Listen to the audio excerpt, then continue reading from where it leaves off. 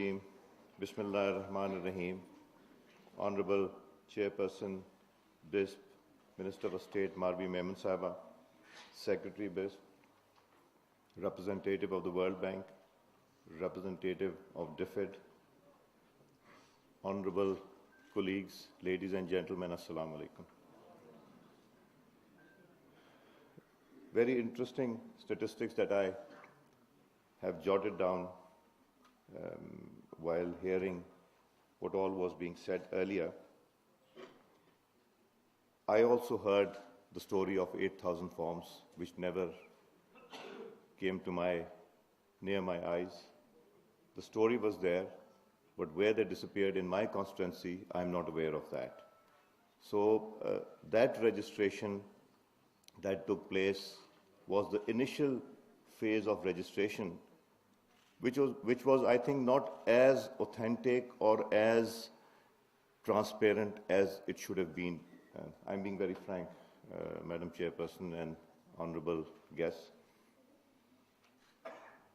It would have been more appropriate if these things would have been done the way that you are trying to do now, using technology. The National Socio-Economic Registry is, I think, the key to success of this entire exercise that we are trying to carry out. It was just mentioned here that the valuable and the invisible people, it's true. They are most valuable because it is our responsibility and the state's responsibility to look after the well-being of the people who do not have the same facilities as the privileged one, like all of us sitting here in this hall do. But the GSP system that you're using for verification, I would certainly agree with that. And in fact, you are doing most of the census work also. So the national census that is going to take place, I think your data and their data can be matched and a lot of information can be provided. Not only that, but this registration through the GSP system can be used for other purposes also. For awareness of diseases, for awareness of education, for awareness of health problems, like basic things of washing hands before eating and other issues that we need to inculcate in our new generation, the values to respect elders. And this messaging system also can be very fruitful. It was also commented that it can fail also. I think we've passed that stage of failing with the team headed by Marvi Memon Sahiba and the BISP organization here in the government has passed that stage of failing. And failing is no option for us also, because the beneficiaries are most deserving and they have to be taken care of. This is a duty not only to the people, but I feel that you are creating space for yourself in the next world, because this is what Allah also requires you to do, to give the people who do not have what they deserve.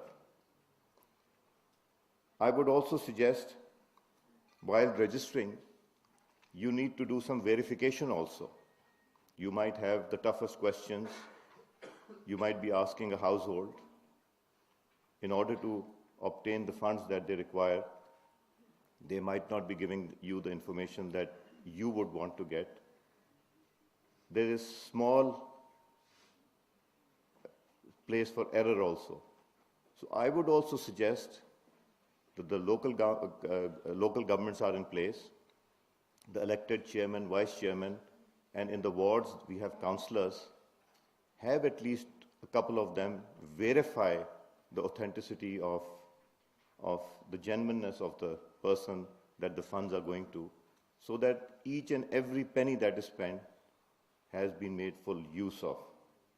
So I would certainly suggest involving the local government, elected representatives, or elders of the area, as you might think appropriate, or your program might think appropriate. This process of registration has to go on continuously. And as you say that every 5 years, it is a compulsion on you to carry out this exercise. I totally agree. It is most essential. Every 5 years, the ones who've gone out of the poverty line should be excluded. But the unfortunate ones who are falling in that line have to be included. There has to be a mechanism of regular applications or regular interaction with these people, a system whereby people of the area could recommend who are the ones who need this kind of fund. So we should not wait 5 years for the person to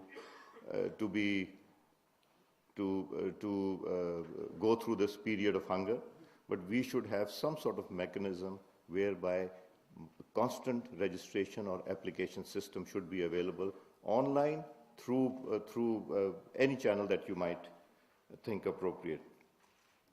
The National Assembly of Pakistan, to strengthen this program, has been very vibrant, and still again, I would say, wherever we are required, I will make sure that all political parties across the divide will make sure this program is a success.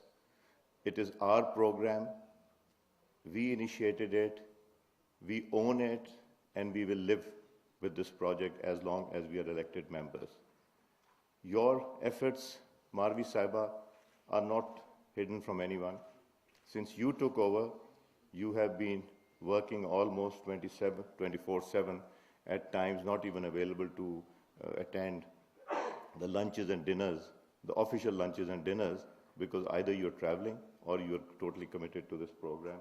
So I appreciate your effort and your team's effort and the effort of the partners.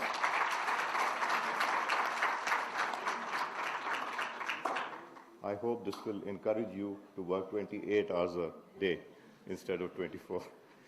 And I think your team, the partners, and each and everyone sitting here in this hall, let us put in all our effort. Let us contribute to this noble cause.